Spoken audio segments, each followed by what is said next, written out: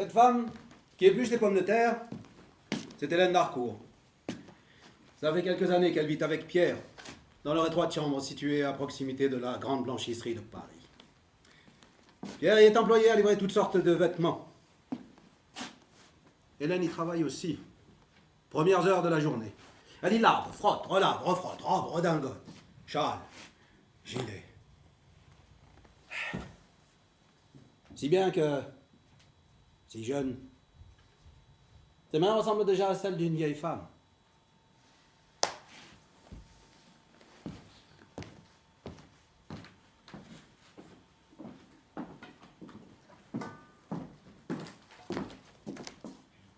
Bonjour ma chérie.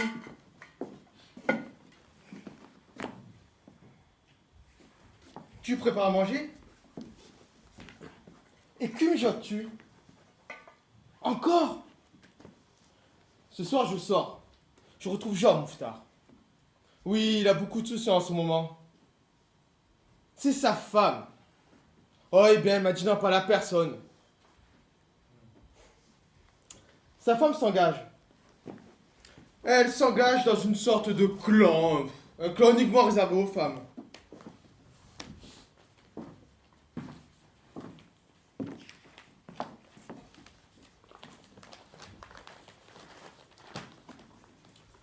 Oui, paraît-il qu'elle veut que son statut, son état de femme soit meilleur qu'à présent. Mais enfin, elle n'a aucune raison de se plaindre. Elle ne travaille même pas. Et elle est virulente, la petite dame. Elle manifeste, se met à avoir des idées sur tout. Elle prend même des gens partis dans la rue.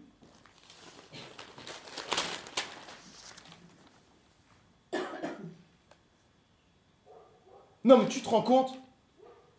Son projet est de s'engager en politique. En politique.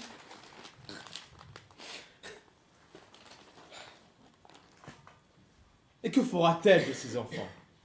Tu imagines Georges et Annie hurlant dans les bras de leur père? Non, la femme se doit de rester là où elle a toujours été due qu'à être, non?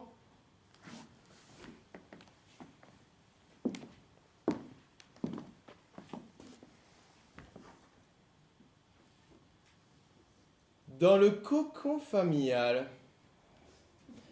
Et qui mieux que la femme pourrait faire cela?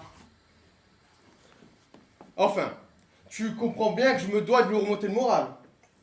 Ah oui, j'y cours. Je ne rentrerai pas tard, mon Hélène.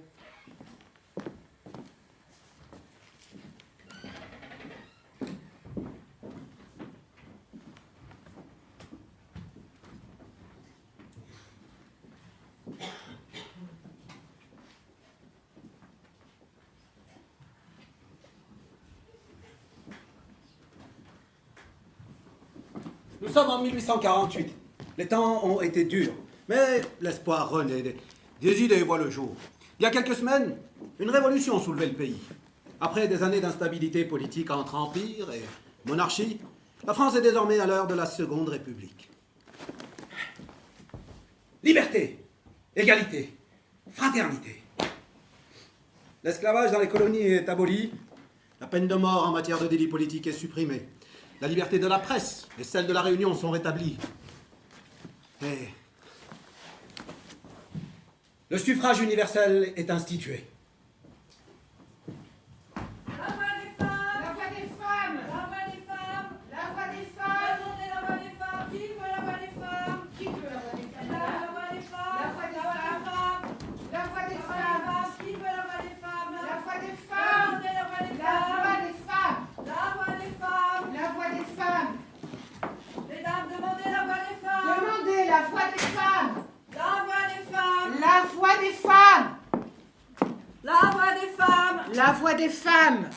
La voix des femmes, premier numéro, la voix des femmes! Journal socialiste et politique. Organe des intérêts de toutes, la voix des femmes! Journal entièrement dédié à la cause féminine. 1 franc 50, mesdames, 1 franc 50! La voix des femmes, l'avenir est entre vos mains. Premier numéro d'une longue série! La voix des femmes. La voix des femmes. De mieux en mieux.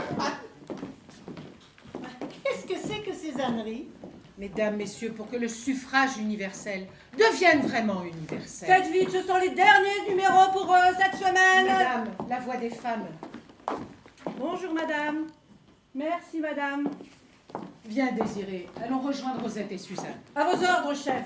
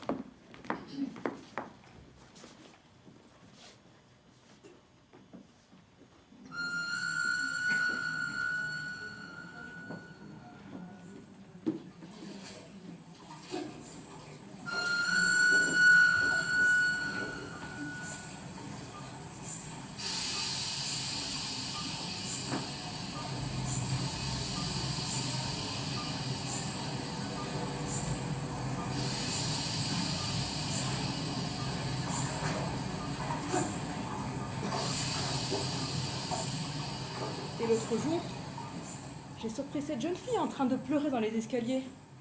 Tu sais, Violette, une fillette d'à peine 12 ans. Elle pleurait à chaudes larmes. J'ai voulu aller la voir, mais en croisant mon regard, elle est partie en courant. Et après, j'ai entendu dire que le directeur l'avait menée de force dans son bureau et qu'elle était sortie avec une robe déchirée. Dieu sait ce qui s'est passé. Bon travail, mesdemoiselles. Très bien, mademoiselle Jeanne. De mieux en mieux votre travail. Vous passerez me voir dans mon bureau.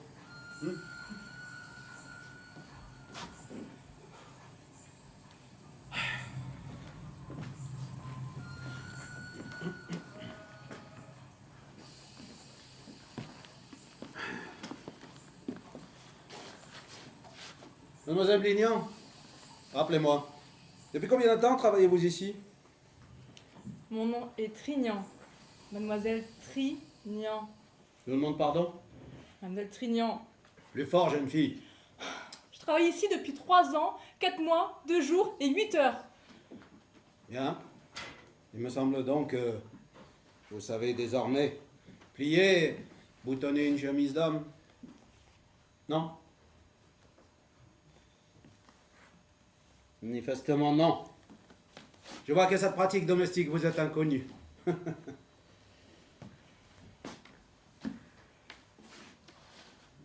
Depuis combien de temps n'avez-vous pas connu d'homme, mademoiselle Blignan?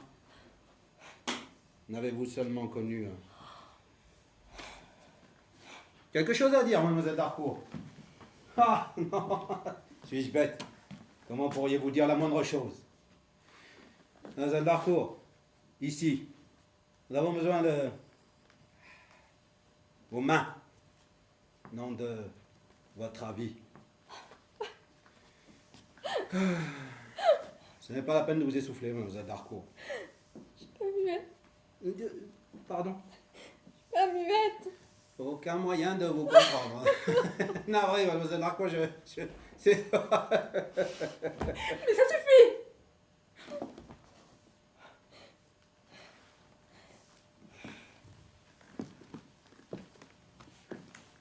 Ai-je bien entendu?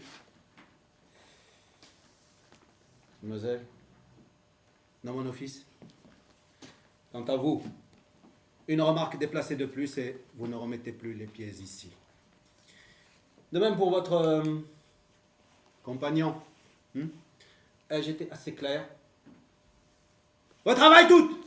Et plus vite que ça!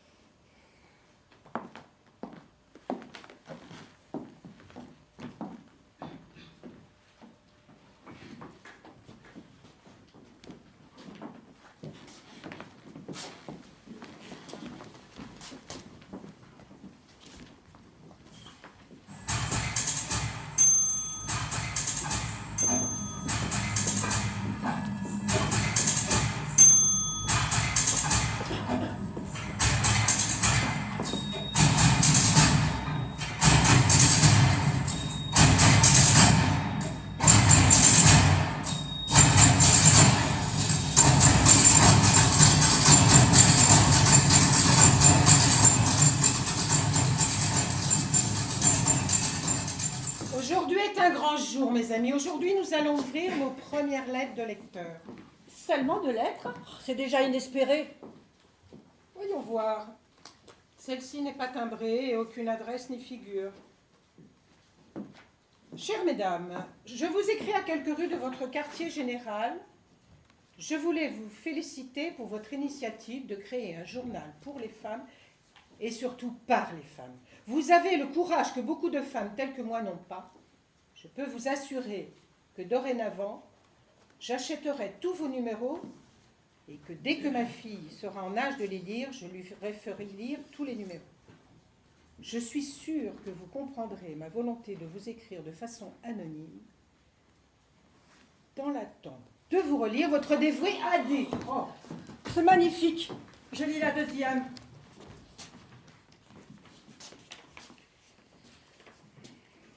Mesdames, c'est la première fois que je vois un journal comme le vôtre. Les femmes ont toujours été considérées comme inférieures à l'homme. Je ne sais pas si le monde est prêt à changer.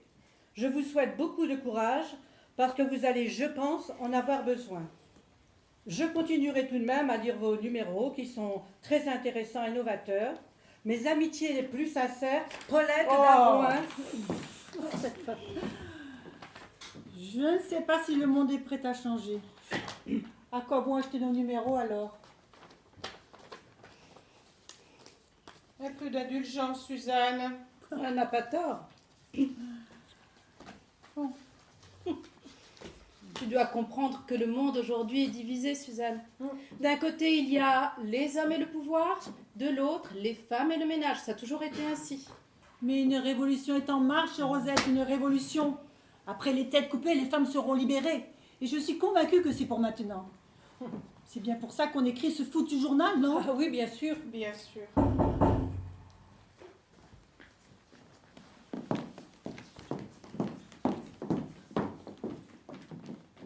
C'est une femme? Fais-la entrer.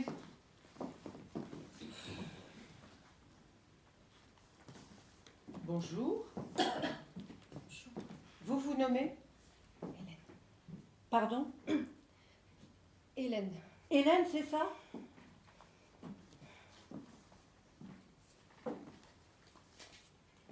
J'ai lu votre premier numéro et il m'a beaucoup plu. Comme vous le voyez, j'ai un problème de voix. Je n'arrive pas bien à parler. J'aimerais assister à vos réunions. Pensez-vous que ce soit possible? Oh, mais oui, bien sûr, Hélène. Oh, Plus on est de fous, plus on rit, comme on dit. tu es la bienvenue, Hélène. Bienvenue. Nous venons tout juste de lire nos premières lettres de lecteurs. Passons à la réunion de ce jour. Notre réunion est un peu un rituel. Tout a commencé à la fondation du Club pour l'émancipation de la femme, par Eugénie et moi-même. Tu en as entendu parler peut-être. C'est là que nous nous sommes toutes connues. Nous parlions de notre condition, nos besoins, nos soucis, secrètement bien sûr. Et puis un jour, paf, la révolution, la liberté de la presse, et nous créons notre journal. Viens, je t'en prie, assieds-toi. Je m'appelle Désirée. Papier, crayon, nous y sommes? Prête? Bien. Où en étions-nous hier? Ah oui, nous avions tout juste eu le temps d'évoquer l'instruction publique des jeunes filles. Rosette? Oui, j'ai longtemps réfléchi à la question et bien que cela soit assez compliqué à mettre en œuvre, il me semble que les jeunes filles ont le droit, au même titre que les garçons, à une éducation publique du même ordre. C'est-à-dire? Les petites filles ont d'ores et déjà une éducation, certes, mais pauvre en ce qui concerne le véritable apprentissage intellectuel. Suzanne? Au football, je comprends déjà plus rien. Oh, un petit effort, Suzanne. Je disais donc, les petites filles n'ont pas l'occasion de se cultiver. Suzanne! Continue, Rosette, ça m'intéresse. J'ai pensé que nous pourrions créer une bibliothèque pour ces jeunes filles. Une bibliothèque? De cette façon, elles auraient à leur disposition tous les ouvrages possibles et pourront ainsi être autant informées que les hommes. C'est une excellente idée, Rosette. J'ai pensé que nous pourrions installer cette bibliothèque dans l'entrepôt. Il y a beaucoup à ranger, mais cela ferait un très bel espace de réflexion. C'est une très bonne idée, Rosette. Nous commencerons l'aménagement de l'entrepôt dès demain. Peut-être pourrions-nous apporter nos propres livres. Cela éviterait une dépense de plus. Absolument, Désirée. Apportez tous les ouvrages que vous pourrez trouver chez vous. Même nos romans à l'eau de rose. Oui, tout ce qui peut être nourriture de l'esprit. Bien. Rien d'autre à partager, Suzanne? Désiré? J'ai pas vraiment eu le temps. Non, moi non plus. Demain, sans faute. Le journal ne se fera pas tout seul, vous le savez. Nous devons être le plus unis possible et le plus soudés. J'espère que votre motivation ne s'est pas éteinte, mesdames. Nous n'en sommes qu'au début et ce journal est le fruit de toutes nos réunions précédentes. Si nous ne le faisons pas, personne ne le fera. Notre nouvelle ère politique nous permet de voir les choses en plus grand et nous savons qu'agir dans l'isolement est vain. Nous devons unir nos forces. L'espoir a frappé à notre porte, mesdames. Cela risque d'être éprouvant, décourageant parfois. Créons notre propre chance. Et je ne doute pas de vous pour cela. Demain, j'aimerais que les idées fusent. J'ai conscience que nous n'avons pas toutes assez de temps pour nous consacrer pleinement à ce journal. Donc j'aimerais que les rares heures que nous avons soient les plus productives possibles. Pensez-y. Et un grand bienvenue à notre nouvelle recrue. Bienvenue.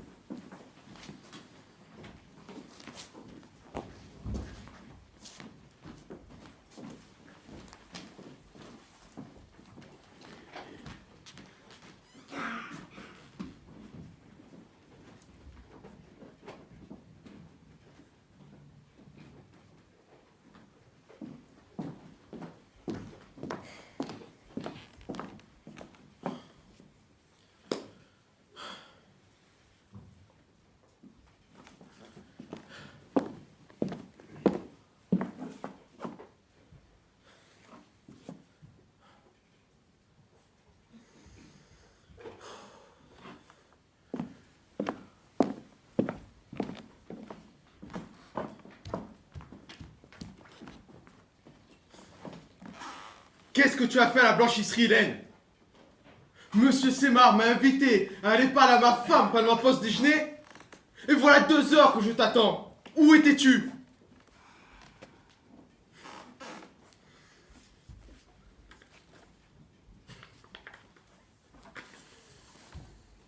Tu sais très bien que nous n'avons pas les moyens pour cela, Hélène. Monsieur Semar m'a parlé de ton comportement d'hier. Qu'est-ce que tu as fait?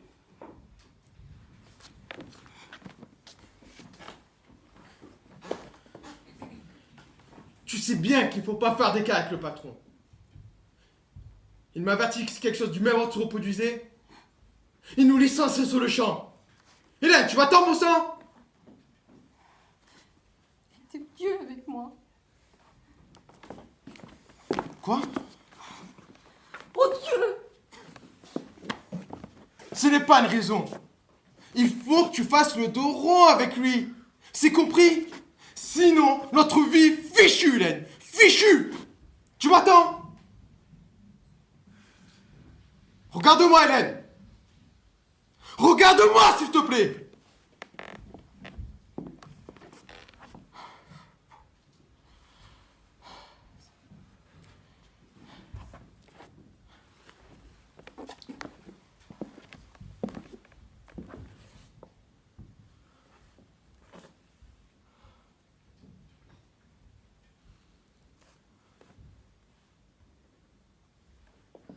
Cela ne te ressemble pas de créer des conflits. Que se passe-t-il? Le travail est éprouvant et tu es fatigué, je sais. Mais tu ne voudrais tout de même pas perdre ton travail, hein? Tu vaux mieux que ça, ma chérie, non? Je dois y aller. Je dirai à monsieur Semar que tu es sincèrement désolé, oui? J'y retourne. Je suis déjà en retard. À ce soir.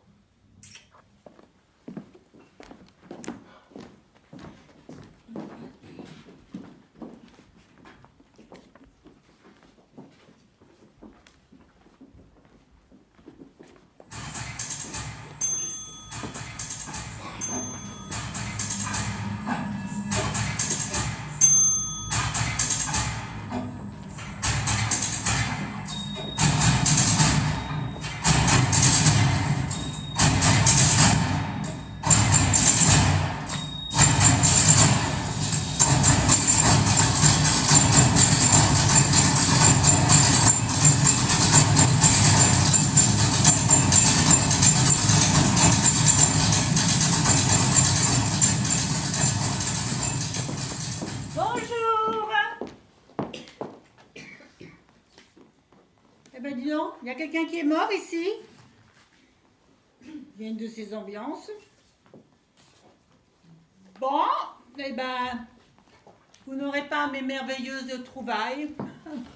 Oh, pardon Hélène. Oh, Hélène. Oh, C'est Hélène, bonjour Hélène, comment vas-tu? oh, nous sommes heureuses de te voir. Comment vas-tu depuis notre première entrevue? Ah oui, d'accord. Je vais bien, merci. Je suis très heureuse de travailler pour vous. Merci encore 1000 fois, mais c'est tout à fait normal, Hélène. Et puis, nous avons besoin de main-d'œuvre. Bon, il me semble que nous sommes au complet. Nous allons pouvoir commencer la réunion. Quel est ce carton, Suzanne, qu'as-tu apporté? Eh ben non, je ne vous le montrerai pas. Mais que se passe-t-il, Suzanne? Il se passe que ça fait tellement longtemps que je suis avec vous dans l'équipe que vous ne vous souciez même plus de moi. Oh mais enfin Suzanne. Eh ben oui, voilà, mais moi j'en ai marre, voilà, c'est tout. On fait toutes les erreurs. Hier, je n'avais rien à vous proposer. Aujourd'hui, je vous ai apporté des ouvrages extrêmement intéressants que j'ai trouvés dans la rue pour vous et vous ne voulez même pas les voir. Trouvé dans la rue? Oui, trouvés dans la rue. Oh, enfin non. Je les ai empruntés chez le libraire, mais certaines viennent de chez moi. Oh, emprunté? Oui, enfin, je les ai pris, quoi, à juste prix. Prix? Mais enfin, je l'ai fait pour nous, pour vous, pour le journal. Vous pouvez quand même pas me reprocher cela. Oh, 1000 merci, Suzanne, bravo.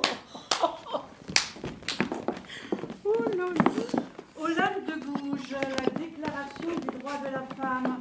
Je croyais que le gouvernement avait brûlé que les exemplaires après son exécution. Comment as-tu fait?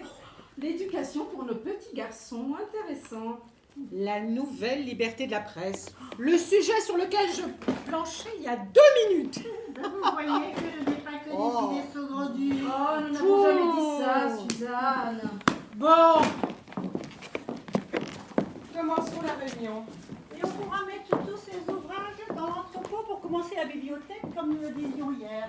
Alors, quant à moi, je n'ai pas encore apporté mes lectures, mais j'ai toutefois débuté l'organisation de l'entrepôt. Bien, très bien.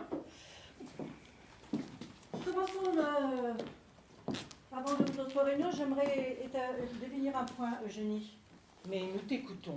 Sur le premier numéro, tu étais bien sûr rédactrice en chef. Suzanne nous a rapporté quelques informations. Rosette a rédigé des articles avec moi et je les ai ensuite tapés à la machine. Oui, avec Hélène qui vient d'arriver. Absolument. Hélène, sais-tu ce que tu voudrais faire au sein du journal?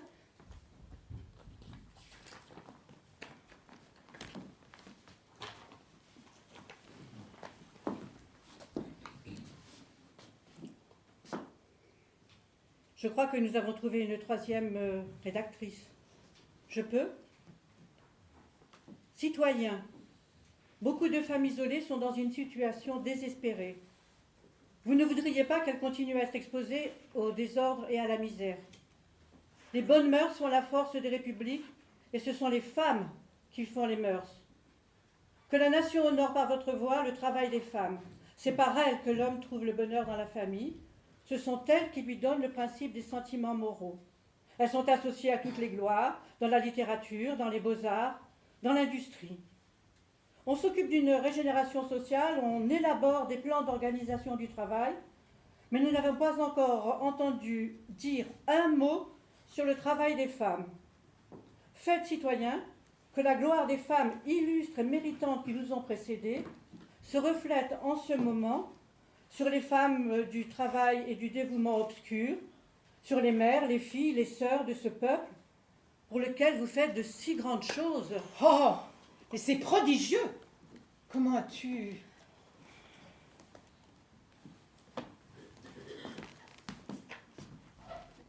J'ai toujours beaucoup lu des romans, des nouvelles, des journaux parfois, je m'informe.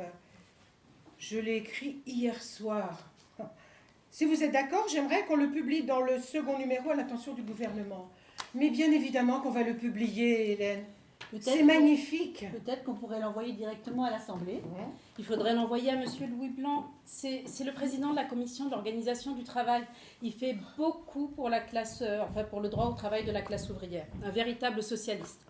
Alors, il n'est pour l'instant pas question de femmes dans ces réformes, mais il est en train de créer des sortes d'ateliers nationaux pour aider les chômeurs à trouver un emploi. Les femmes devraient être aidées à trouver un travail. Si Louis Blanc milite pour la création de ce genre d'association, il est possible qu'il soit sensible aux droits du travail des femmes. Absolument. Envoyons-lui cet écrit dès aujourd'hui. Je m'en charge. Attendez, quels sont nos postes définitifs? Ah oui. Désirée, ma fidèle secrétaire, tu te chargeras de tout ce qui concerne la rédaction du journal à la machine, comme à ton habitude. Et puisque tu as su te faufiler dans l'imprimerie de cet affreux Monsieur Legare pour le premier numéro sans qu'il te voie, je te nomme imprimeuse en chef. Éternellement à votre service, mademoiselle. Suzanne, si tu le veux bien, tu te continueras à nous apporter des informations. C'est-à-dire? Tout ce que tu fais sans t'en rendre compte. Une grande partie de tes informations sont déjà dans le premier numéro. Tu t'es même déplacée pour faire parler la jeune laveuse de la rue des Blancs-Manteaux. Comment s'appelait-elle déjà? Clémentine. C'est cela, Clémentine. Et dans ton atelier de couture, tu discutes avec des femmes sans arrêt, non? C'est grâce à toi que nous avons toutes nos informations qui nous servent pour nos numéros. C'est vrai qu'elles ont toujours quelque chose à me raconter, mes clients. Oui. Le nombre Encore hier, il y en a une qui me disait élever seule son petit garçon parce que son mari l'avait quittée pour une plus jeune qu'elle. Et c'était sans cesse, c'est le point qu'il ne voulait même pas voir son fils, juste le voir. Sans cesse, j'entends des histoires de ce genre-là. Et c'est bien pour ça que je suis là. Et elle avait l'air tellement triste, cette femme. Son mari la battait, il l'humiliait. Il la traitait comme une crotte de chien. Elle n'arrêtait pas de me répéter quand est-ce qu'on sera enfin respecté par les hommes? Suzanne! Quand est-ce qu'on sera aimé pour notre juste valeur? Suzanne! Quoi? Oh! Qu'est-ce qu'elle a, elle? Tu sais bien que Rosette élève seule sa fille, elle aussi. Elle a une fille, elle? Oh, mais tu ne le savais pas depuis tout ce temps. Ah, comment je pouvais le savoir? Je suis arrivée bien après elle dans l'équipe et je ne lui ai jamais demandé. Rosette élève seule sa fille, depuis que son mari l'a abandonnée il y a quelques mois, pour les mêmes raisons que la femme dont tu parlais à l'instant. Un peu plus délicate la prochaine Oui, fois. bon, qu'est-ce que je pouvais savoir, ça, moi hein, oh. Bon, reprenons. Suzanne au témoignage, et avec les beaux articles qu'elle nous a écrits pour le premier numéro, Rosette à la rédaction.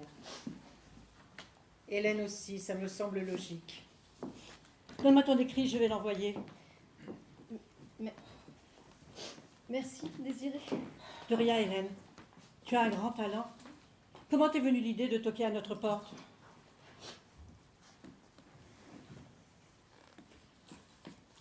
Mon directeur à la blanchisserie est odieux avec les femmes, les conditions de travail sont très dures et nous sommes payés une misère. Oh, tu as un mari?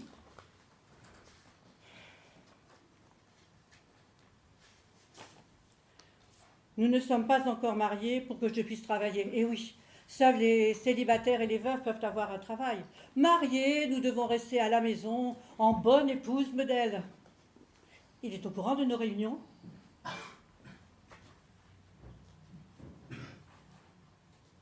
Tu écris vite. Oui, bien sûr. Il trouve que c'est une bonne idée. Ah, tu as de la chance. Moi, mon père m'a mariée à Édouard, un homme de bonne famille, naturellement, médecin. Je l'ai connu quand j'étais jeune. Il est gentil, bien élevé, attentionné. Mais tu vois, je ne l'aime pas. On rêve toutes d'histoires passionnelles, non? L'amour, c'est quand même... Mon mari ne sait pas que je viens travailler au journal. Sinon, je ne pourrais plus venir ici. Il faudrait tout arrêter. Tu aurais voulu, tu veux la liberté? Oh oui, bien sûr, imagine. Pouvoir se cultiver, voter, posséder ses propres biens, ne plus jamais dépendre de personne. Ça paraît impossible, n'est-ce pas? Tu y crois? Tu crois qu'on y arrivera un jour? Sûr. Et puis, Édouard porte d'horribles nœuds papillons. Chaque fois que je le vois, j'ai une envie irrésistible de lui rironner. Tu pars d'une vie.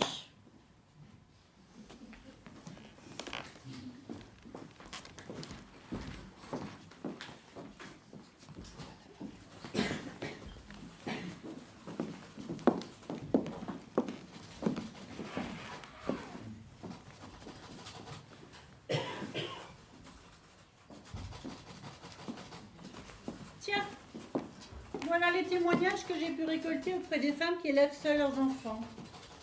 Peut-être que leur mari a une raison valable d'avoir quitté le foyer conjugal. Une raison de ne pas avoir raison, parce que c'est quand même affreux de ne pas daigner voir ses enfants. Bon, ben, leurs marmots sont peut-être heureux après tout, hein. Oh, puis mince. Ça ne va pas, Rosette? Quoi, Mais qu'est-ce qu'elle a? Je sais pas, moi, elle pleure tout le temps, mais je sais plus, là. Mesdames, j'ai une très mauvaise nouvelle. Monsieur Louis Blanc nous a répondu. Oh, c'est pas vrai. Voyons voir ce qu'il en est. Mesdames, j'ai bien reçu votre écrit et vous avez totalement raison.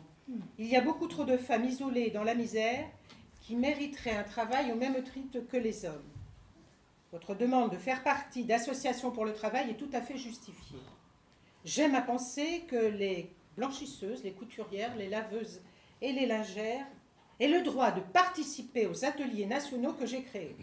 C'est pourquoi je vous annonce que dès demain à 14 h, je formulerai un discours à l'Assemblée pour modification de cette loi. Et il signe votre dévoué Louis Blanc. Oh, mesdames, je crois que notre mission se porte plutôt bien. Je suis soufflée. Oh, ben moi aussi. Et si... Oui. Et si nous y allions nous aussi à cette Assemblée? Comment? Oui, que nous y allions pour voir ce discours, pour voir notre victoire. Et enfin, ils vont tous nous huer, nous ne sommes pas des hommes. Nous ne sommes pas des hommes. Oui, ça, aux dernières nouvelles, je pense pas, hein. Eh bien, nous allons le devenir. Pardon? Nous allons devenir hommes. Suzanne, tu habilles bien des bourgeois parfois dans ton atelier, non? Des hommes, oui, ça c'est sûr, oui. Tu as bien des prototypes de vestes, de pantalons? Ah oui, oui, oui, ça, oui, oui, pour sûr. Eh ben, va les chercher. Oh, nous habiller en homme, non. C'est hors de question. Tu vois un autre moyen de participer au débat sans être décrédibilisé? Mais nous n'avons pas besoin d'y aller, Eugénie, c'est inutile. Nous allons nous faire prendre. Bon, ben, je vais chercher le pantalon, hein. Eugénie, tu sais bien que ce vêtement n'est pas autorisé pour une femme. C'est formellement interdit. J'ai d'ailleurs quelque part la loi disposant que le port du pantalon est interdit, sauf prescription médicale et...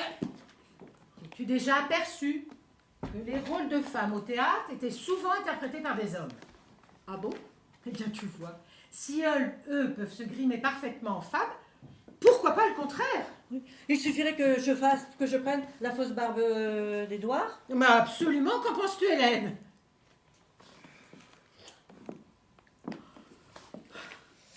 Je pourrais prendre la casquette et un des pantalons de mon homme, oui. Oh, Oui. rien que pour les voir en face, ces hommes qui décident tout. Et surtout pour voir ce que Louis Blanc va dire. Je ne veux pas prendre ce risque. Mais il n'y a aucun risque, Rosette. Non, je ne veux pas m'exposer autant, Eugénie. J'ai une petite fille, moi. Je ne veux pas prendre le risque d'être enfermée. Qui aurait-elle pour s'occuper d'elle? Un papa? Il est absent, son papa. Il est parti, son papa. Et je ne serai pas égoïste comme lui. Je refuse de devenir ce genre de personne. Vous m'excuserez. Ma fille, c'est ma vie. Elle est toute ma vie. C'est déjà compliqué pour moi de la laisser quelques heures chez sa nourrice. Alors vous pensez bien, si je devais lui dire adieu à cause d'un délit de justice que j'aurais pu éviter? C'est un nourrisson. Elle n'a que quelques mois. Nous trouverons toujours un Non, moyen... Eugénie, non, c'est non. Déjà? Oui, ma boutique est à 2 pas d'ici. Mais qu'est-ce qu'elle a, elle, Oh, encore? Suzanne! Oh, mais c'est vrai, comment elle est tout le temps en train de... Bon, Suzanne, je te demande de te taire. Elle veut pas le faire, c'est ça? Oh, oui, mais Eh ben voilà, je veux pas faire ci, je veux pas faire ça, ma fille par-ci, ma fille par-là. Suzanne! On n'y arrivera jamais, hein. Suzanne! Bon, bonjour, Mathilde. Je comprends ton choix, Rosette. Je ne te forcerai pas. On te racontera ce qui s'y passera. Bon, voilà ce que j'ai trouvé pour l'instant, mais je suis sûre que j'en ai d'autres dans les cartons de rangement au fond du magasin. Vous voulez les essayer? Oh, oui. Bah, ne soyez pas farouche, ma petite dame. Tiens, essaie-le, je suis sûre qu'il tirait bien.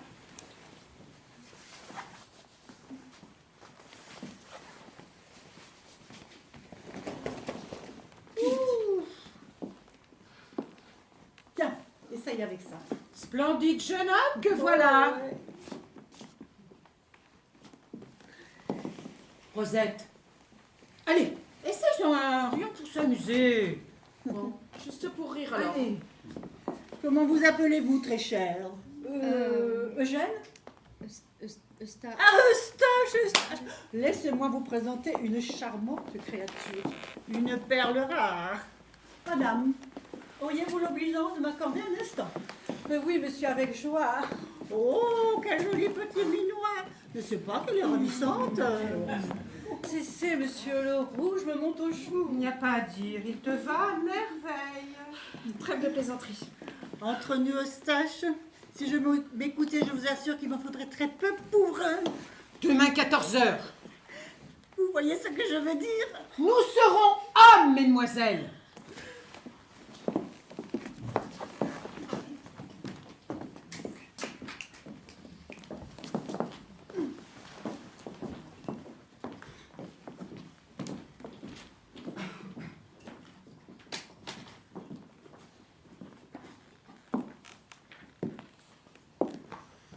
Plus de 30 ans que ça dure. Je ne vois pas pourquoi nous n'aurions plus le droit de divorcer en toute légalité comme avant. La femme ne peut demander le divorce que si le mari tient sa concubine dans la maison commune. Et bien sûr, le mari serait assez idiot pour tenir sa maîtresse chez lui. En revanche, la femme adultère est soumise à une sanction pénale pouvant être condamnée pour une durée de 3 mois à 2 ans. Ces juristes ont parfois beaucoup d'humour. Jusqu'à la fin de ma vie, je serai donc liée à cet abus. Où est-elle? Monsieur, je vous demande pardon. Où est-elle? Mais monsieur, calmez-vous, de qui est-ce que vous... Où est ma femme? Mais votre femme, je ne vois pas... Je vous préviens, si vous me répondez pas, j'appelle la gendarmerie. Monsieur, je ne sais pas de qui vous parlez. Hélène Darcourt, ça ne vous dit rien? Je n'ai jamais entendu ce nom, monsieur. Ne me mentez pas, je sais qu'elle est ici. J'ai retrouvé chez moi votre journal et c'est écrit, je sais qu'elle est là. Je n'ai jamais connu d'Hélène. Je vous demande de sortir, monsieur. Mais pour qui me prenez-vous, madame? Croyez-vous que je suis aveugle? Suffit, sortez. Il est hors de question que je sorte. Sortez. Très bien, je sors. Après tout, ces jeux ne mentiront pas, madame. Et comme il était implacable, ce Louis Blanc face à ces imbéciles. Comme on a bien fait d'y participer. Rosette, ma Rosette, l'Assemblée a accepté que les femmes puissent bénéficier des associations de l'État. Les femmes les plus pauvres pourront avoir accès à plein de choses grâce à ça. Plus d'aliments pour les femmes, plus d'emplois. Et comme il était beau, nos costumes d'homme. Qui c'est celui-là?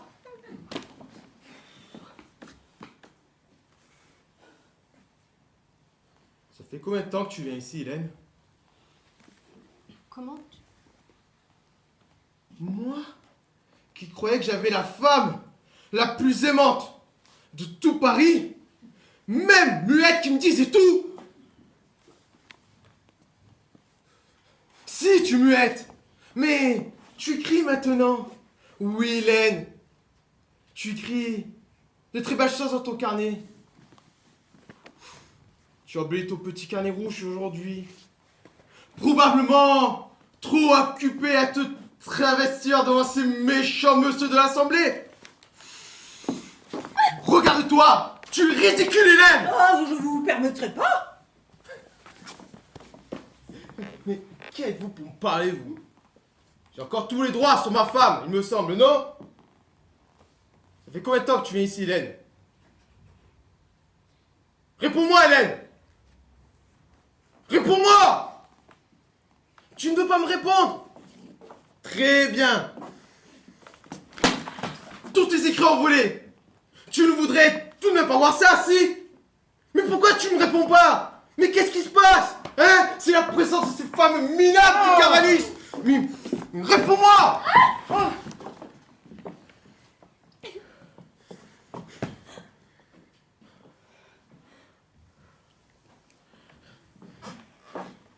Je t'interdis de me faire passer pour celui que je ne suis pas.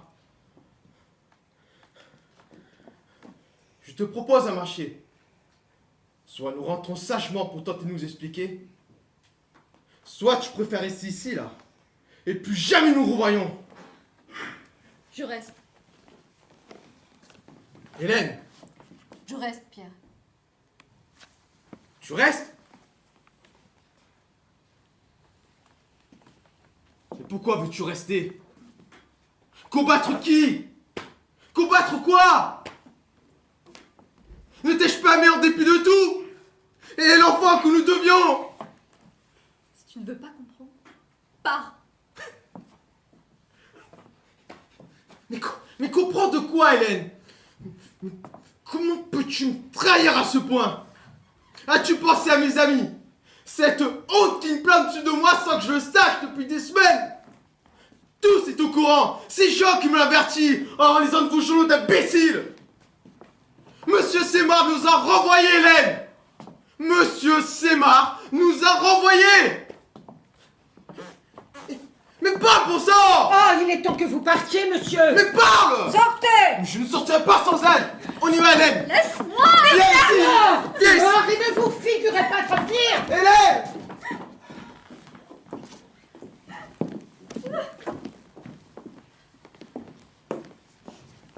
Hélène? Hélène, tu es sûre de vouloir continuer? Tu ne retourneras pas chez toi? Vraiment? Oui. La décision t'appartient. Mais il va falloir te trouver un endroit pour dormir, du moins pour un moment, et je suppose que tu n'as plus de travail. Elle peut venir chez moi. J'ai gardé l'appartement que j'habitais avant que... Il y aura de la place pour 2, enfin 3 avec la petite. Bien. Je propose que vous rentriez toutes chez vous. Moi, je reste seule. Je reste ici. Il nous manque le rapport du discours de l'Assemblée pour finir notre numéro. Je préfère le faire seule.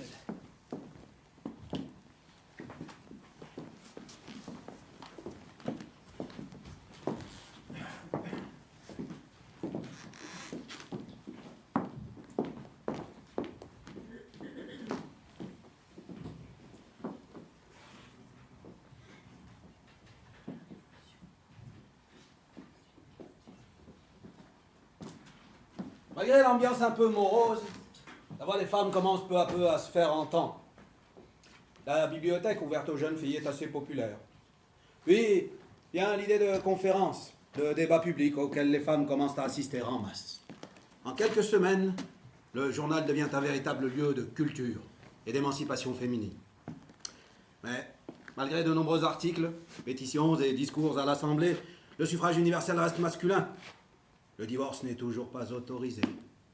Et les projets de Louis Blanc pour la création d'associations d'ouvriers et ses ateliers nationaux pour les sans-emploi sont soudainement supprimés par le gouvernement provisoire.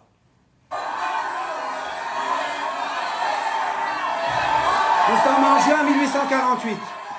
Des émeutes contre le pouvoir secouent la capitale. D'abord, de simples manifestations ouvrières. Elles se transforment bien vite en une gigantesque révolte sociale.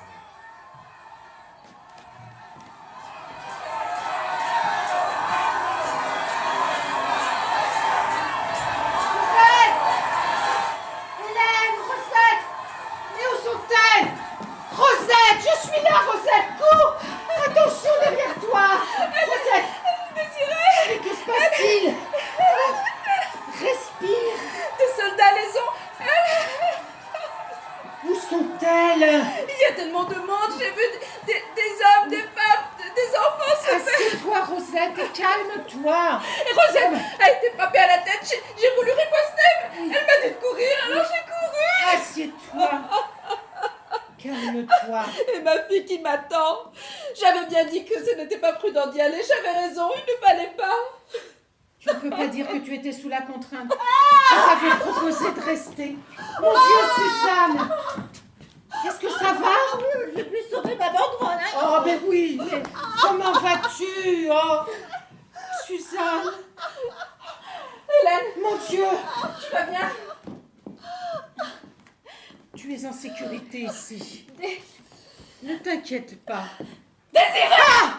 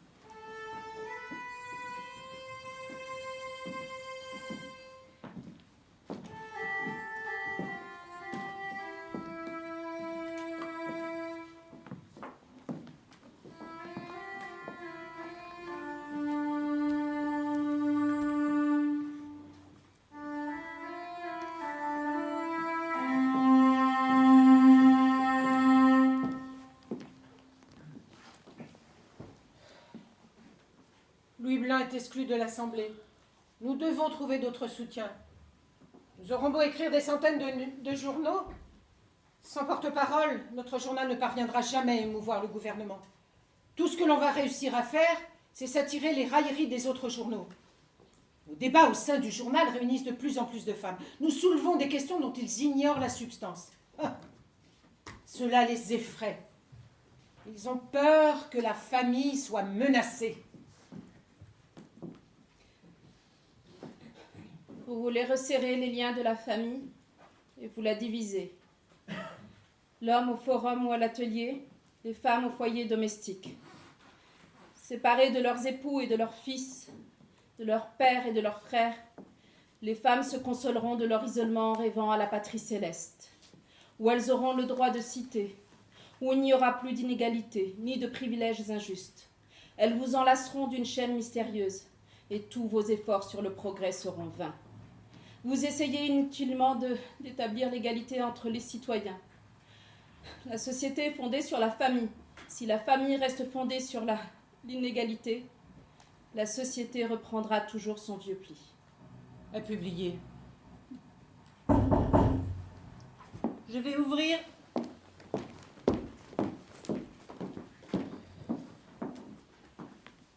Bonjour. Ah, bonjour Hélène. Bonjour.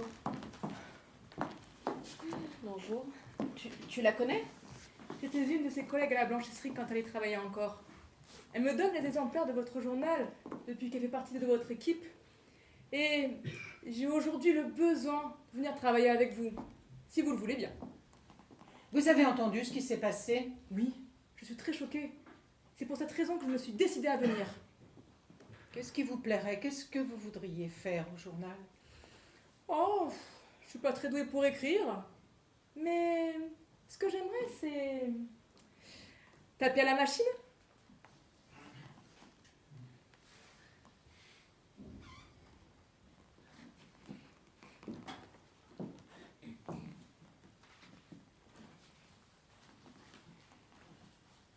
Tenez, la machine est là.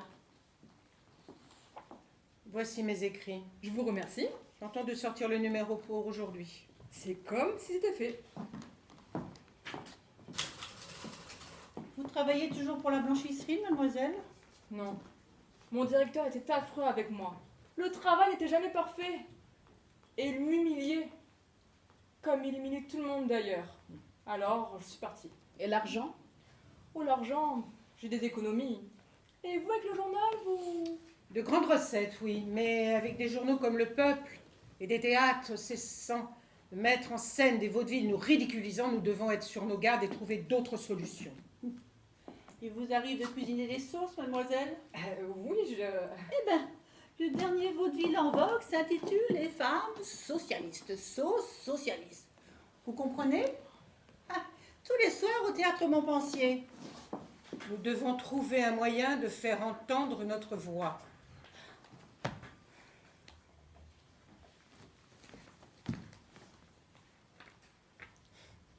Et si c'était toi, notre porte-parole, moi? C'est une femme.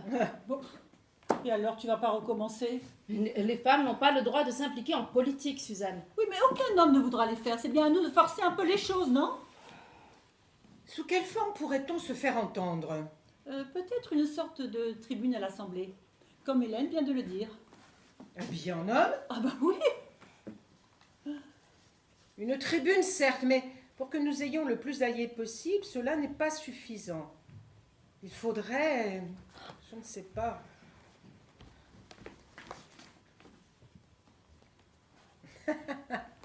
Alors ça, non.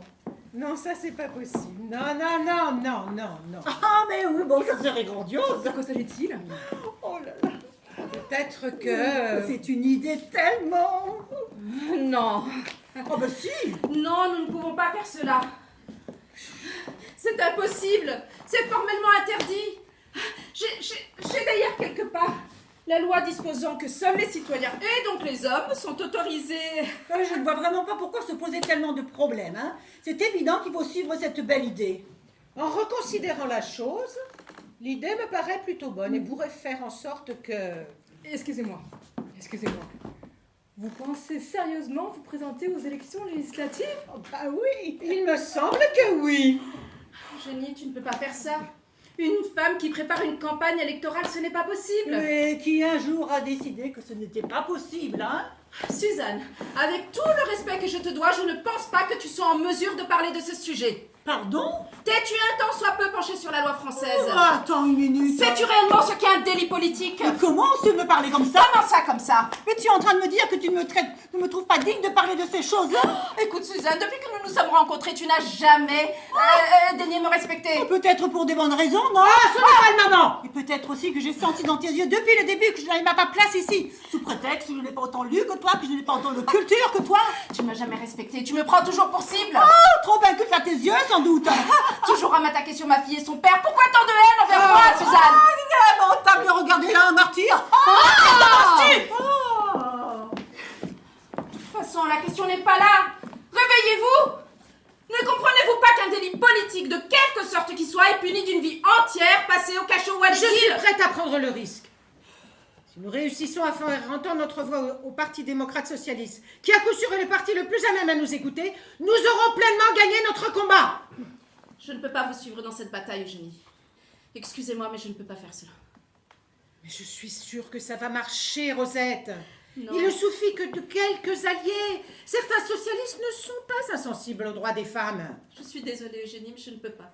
Tout est encore possible. Nous avons le temps de préparer cette campagne. Presque un an. Je ne peux pas prendre le risque de laisser ma fille sans père ni mère. Tu ne vas tout de même pas nous quitter. Si, je crois bien. Continuer comme cela éternellement, avec ce qui vient de se passer, je ne peux pas. Oh, laisse-la partir. Oh, Suzanne. Tu vois bien qu'elle a déjà pris sa décision. Suzanne, c'est inutile. Nous devons justement de continuer le combat en son honneur, Rosette. J'étais d'accord pour débattre, pour écrire un journal, pour accueillir les jeunes filles dans notre bibliothèque, pour tout ça. Mais je ne me serais jamais figuré que vous iriez aussi loin. Je n'ai pas signé pour cela. Nous venons de la perdre et vous n'en tirez aucune leçon. Mais comment oses-tu? C'est trop pour moi. Excusez-moi, mais je ne peux pas. Je vous laisse mes recherches et les articles que j'ai commencé à écrire. J'espère que tout se passera bien pour vous. Je vous le souhaite vraiment. Tu peux continuer à dormir à la maison, Hélène, si tu le souhaites. Au revoir, Eugénie. Au revoir toutes. Rosette! Rosette! Mais alors, cette campagne, vous allez... Oui, nous allons la faire. Nous allons préparer une campagne digne des plus grands. Et cela fonctionnera. Mais nous ne nous costumerons pas en hommes cette fois-ci. Nous serons femmes dans toute notre splendeur. Femmes et fières d'être femmes. Ensemble et surtout unies. Je trouve, pour ma part, que c'est une très bonne idée. Et pour préparer une campagne, 4, mais c'est largement suffisant. Ah oui, sûrement.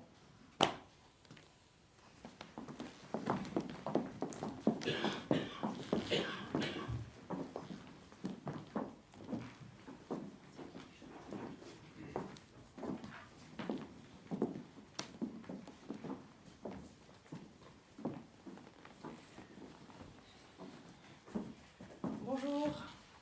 Bonjour. Bonjour. Je me suis permis de regarder dans la boîte aux lettres et je crois que vous avez du courrier. Ah, merci. Je vais aller voir. Vous allez bien? On fait aller. Je peux aider à quelque chose? Machine. D'accord. Je vais taper cela. Qu'est-ce que ça raconte? Désiré. Si, je vais très bien. Je suis juste un peu fatiguée. Travail. Oui. Encore des lectrices. Il faudrait que nous rédigions un article les informant le plus rapidement possible de ma candidature. Hélène, je te laisse t'en charger. D'ailleurs, tu as du courrier.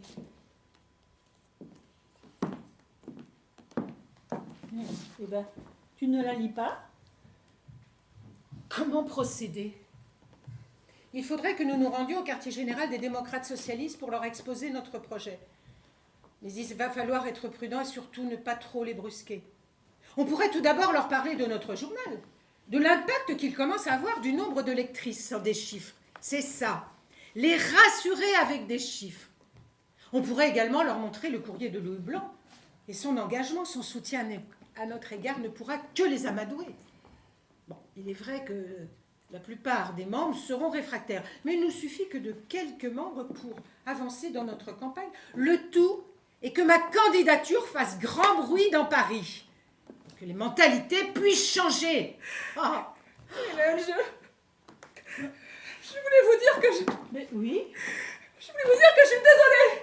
Oh mon Dieu, je crois que les voilà. Je suis désolée. Il faut vous cacher. Maintenant. Mais que se passe-t-il? Vous dites vous cachez, mon sang. Cachez-vous. Mais cachez-vous. Monsieur, Mesdames, puis-je vous renseigner? une jolie décoration. Merci. Oh, quelle machine. Dernier cri. Dernier numéro, c'est vendu comme des petits pains, m'a-t-on dit. Devez en être ravis. Effectivement, nous en sommes très heureuses. C'est bien, c'est très bien. Où sont les autres? Désiré a été abattu d'une balle de revolver dans la tête par un de vos hommes. Vous n'êtes peut-être pas au courant. Oh, Et Rosette nous a quittés hier soir. Nous sommes au complet, monsieur. Elles disent vrai, caporal. Je suis témoin. sage retour à la raison. N'êtes-vous pas au courant que le ménage et la famille a toujours été le sanctuaire de la femme? Je ne vois vraiment pas. C'est drôle. Et vous envisagiez de vous engager dans une affaire d'élection législative réservée aux hommes, n'est-ce pas? C'est effectivement mon projet. Notre projet. Beau travail, mademoiselle. Eh bien, aux manifestations violentes et planification de délits politiques, je suis dans l'obligation de vous conduire à Saint-Lazare. Mais non, vous ne pouvez pas. Manifestation violente et c'est vous qui dites ça? Oh, tais-toi, Suzanne. Reste ici. Vous voulez saluer mes amis à l'extérieur, ma jolie? Mais de quel droit pouvez-vous? De quel droit? Savez-vous ce que c'est que la loi, mademoiselle? Je croyais que vous écriviez un journal politique. Journal politique. Ah oui, Ah. je vois vraiment pas ce qui est drôle. Ne pourriez-vous écrire qu'une ligne de ce que nous savons produire? Êtes-vous en train de défier l'autorité, mademoiselle? Parfaitement, parfaitement. Et je ne tolère pas que vous... Oh, Suzanne! Dois-je rajouter un délit Tais-toi. à votre dossier?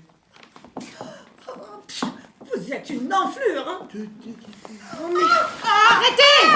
À quoi ça sert, cette violence? Êtes-vous une représentante de la loi, mademoiselle? Non, mais je ne me tairai pas! Hors silence, femme! Non, je ne me tairai pas! Homme imbécile, tué! Tant que j'aurai du sang dans les veines, je ne me tairai pas! Un mot de plus et... Mais ce sont des hommes comme vous qui détruisent l'humanité. Vous détruisez l'humanité, monsieur. Parleriez-vous comme ça à votre mère, à votre sœur? Nous faisons ce journal parce que nous avons foi en l'humain. Et c'est à cause de saletés comme vous qu'on ne peut pas avancer. Tas de merde! Tous les mêmes!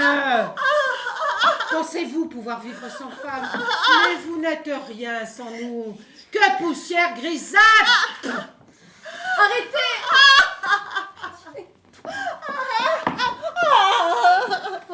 Voilà une au moins qui respecte son rang. Bien.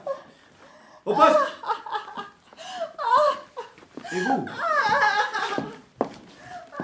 Un mot de plus et nous descendons une autre de vos gentilles petites camarades. Au poste! Pardon, Hélène. Ils sont venus, ils m'ont menacé. Pardon, Hélène. Pardon.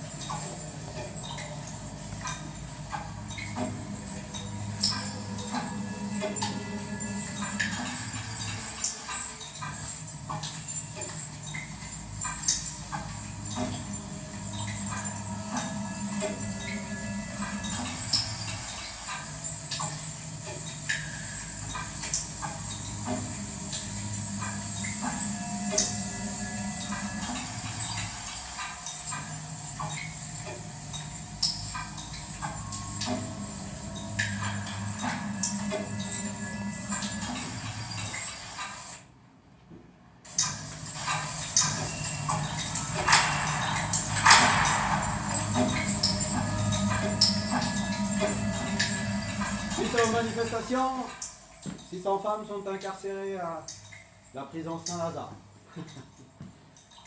La prison Saint-Lazare. Un lieu insalubre où seules les femmes sont enfermées. Sur les murs, la vermine, la punaise et l'araignée. Au sol, sur les carrelages brisés, les flaques d'eau croupissantes. De jeunes sœurs y assurent la distribution des repas et surveillent les détenus. La prison s'est constituée son propre trafic, auquel les sœurs ne sont pas étrangères. Tabac, drogue, repas de meilleure qualité, tout se monnaie. Les détenus ont le droit à une promenade dans la cour intérieure de l'établissement et c'est bien là le seul et court instant réjouissant de la semaine.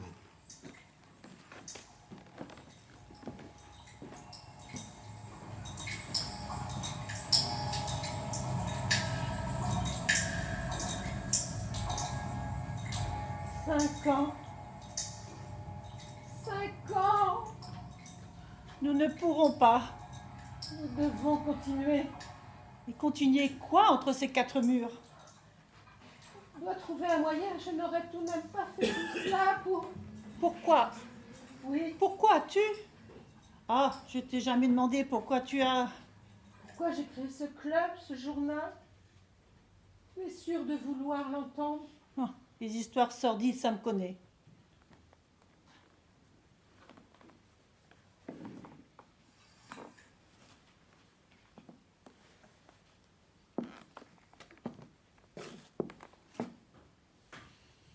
Ma grand-mère a vécu du temps de la Révolution. Elle habitait à Paris avec mon grand-père et il coulait le parfait amour. Apparemment, elle a toujours été une femme très douce, très femme, mais elle était aussi très forte et pleine de conviction. Cette révolution et toutes ces têtes de malheureux tranchés à la guillotine la rendaient malade. Mon grand-père, lui, travaillait à l'époque pour le tribunal révolutionnaire.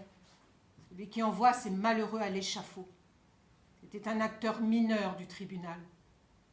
Fonctionnaire. Lui obéissait tout simplement aux ordres et elle s'insurgeait. Ils n'ont jamais été d'accord sur le sujet.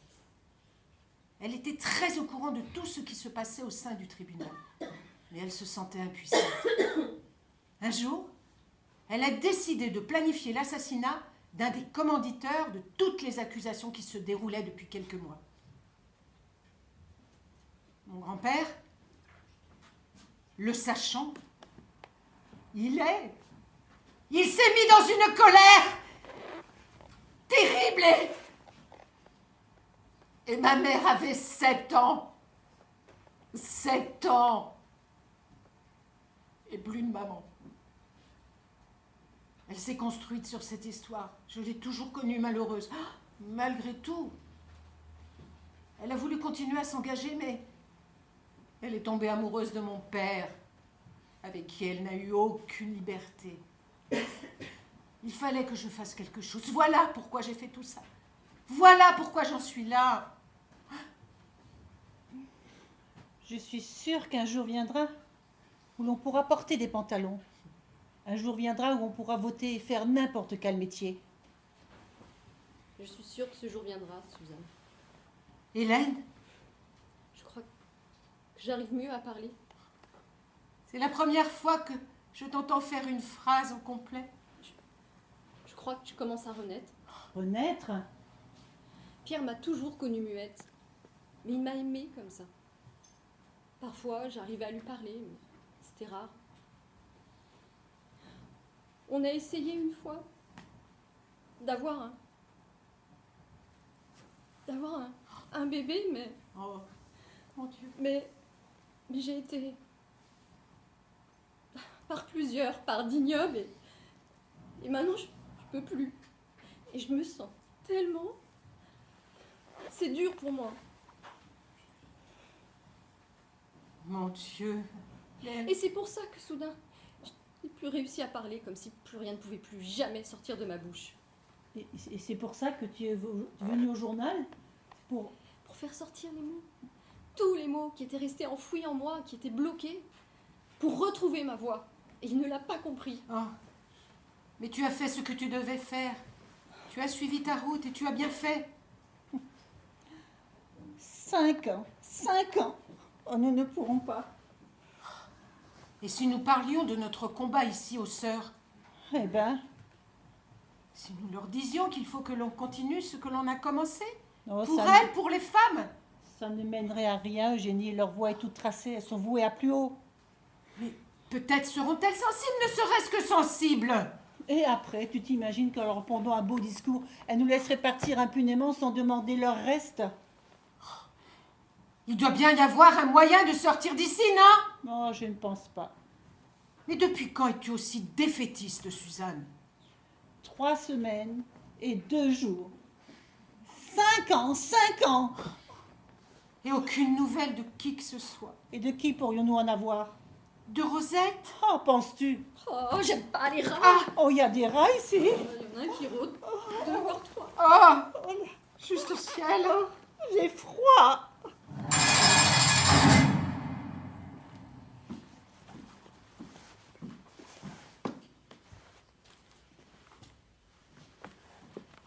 Merci, ma sœur.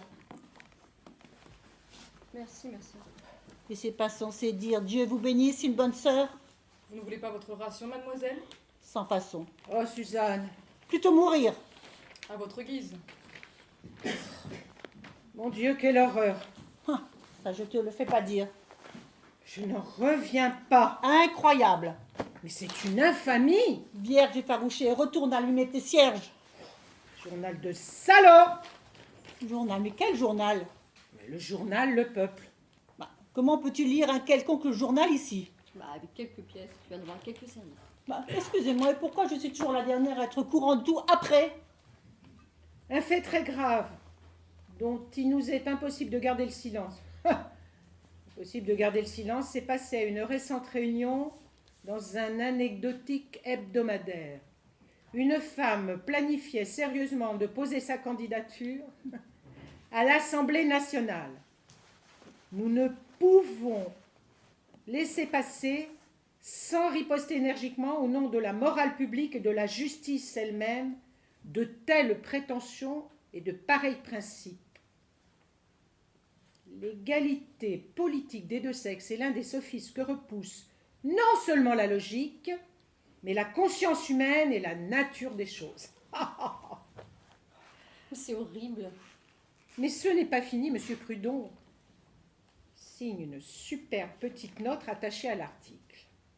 Pour moi, plus j'y pense, et moins je ne puis me rendre compte de la destinée de la femme hors de la famille et du ménage. La femme, pour son bonheur et sa liberté, consiste uniquement dans le mariage, la maternité, les soins domestiques, la fidélité à l'époux, la chasteté et la retraite. Nous ne pouvons concevoir une femme législateur qu'un homme nourrice. Mais quelle bande de rats!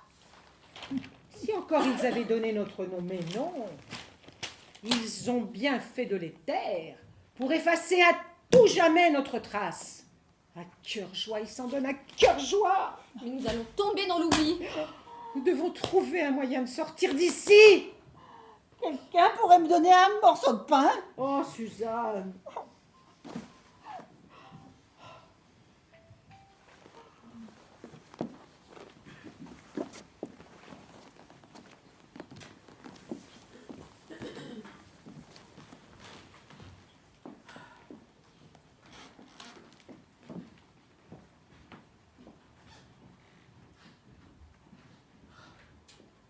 Où sont-elles?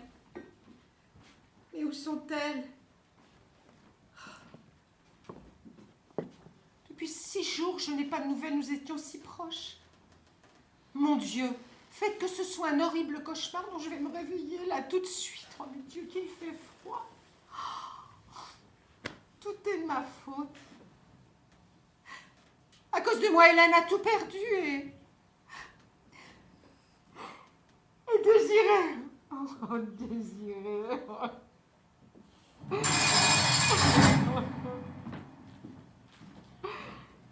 Comment mademoiselle. Convoqué? Oui. Où sont mes amis, ma sœur? Je vous somme de me répondre. Où sont-elles? Mais où est passée votre compassion, ma sœur? Où sont-elles? Suzanne! Hélène! Oh mon Dieu! Vous êtes là! Oh ben Rosette, Rosette, bonjour. Comment allez-vous? tu es venue nous rendre visite. Je suis venue pour vous apprendre que vous êtes libre. Comment? Ça fait des semaines que je tente de récolter des fonds pour vous sortir d'ici. J'ai édité un ultime numéro pour informer nos lectrices que vous étiez incarcérées. J'ai reçu des centaines de dons. Additionnés avec les recettes que nous avions eues avec le journal, j'ai réussi à amasser un pot de vin suffisamment alléchant pour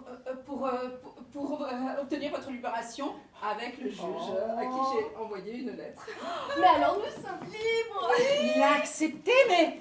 De manière totalement illégale, oui. Je n'aurais jamais pensé que tu ferais ça pour nous, Rosette. Comment te remercier, Rosette? Tout d'abord en commençant par prendre la peine de sortir de cet endroit sordide. Et un simple merci suffira. Oh, salut, c'est l'immonde. Prison de la mort, truffée d'enflure. Mais alors nous sommes libres. Oh! Demain, nous allons pouvoir écrire un nouveau numéro. Nous allons continuer. Nous ne pouvons pas. Pourquoi? Le juge n'a accepté de vous libérer qu'à une seule condition. Que tu sois privé des indemnités littéraires que tu percevais jusqu'à maintenant. De plus, pendant votre emprisonnement, l'Assemblée a voté pour un nouveau décret nous interdisant tout débat public à nous, les femmes, débats et réunions de club. Mais alors, tout est fini, alors? On trouvera un moyen. Il y a toujours un moyen. Mais si Eugénie, on ne peut plus toucher l'indemnité littéraire. Toi, tu peux en demander une. Tu n'as pas été inculpée, non?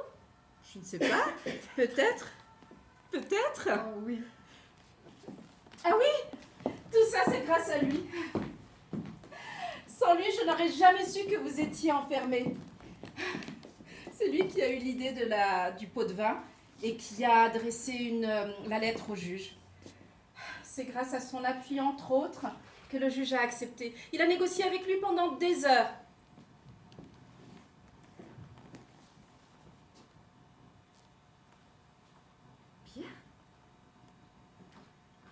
Cette année-là, le gouvernement mit fin à plusieurs journaux féministes. Mais ce n'est pas pour autant que la lutte féroce pour les droits des femmes était terminée. En 1850, la création d'écoles pour les jeunes filles devient obligatoire. En 1924, les programmes scolaires masculins et féminins sont uniformisés. Suite à la fondation de la Société Le droit des femmes en 1876, il a fallu attendre 1944 pour que le suffrage universel masculin devienne véritablement universel. En 1965, les femmes peuvent exercer une profession sans l'autorisation de leur mari et disposer de leurs biens personnels comme bon leur semble. En 1970, l'appellation autorité parentale met l'éducation du père et de la mère au même niveau. En 1972, le principe à travail égal, salaire égal est reconnu. En 1975, le divorce par consentement mutuel est introduit. Et en 2002, l'enfant peut porter le nom de ses deux parents. Olympe de Gouges, Eugénie Niboyer, Hubertine Auclair, Louise Michel, Madeleine Pelletier, Simone de Beauvoir, Simone Veil, et bien d'autres encore. La voix des femmes se fait entendre.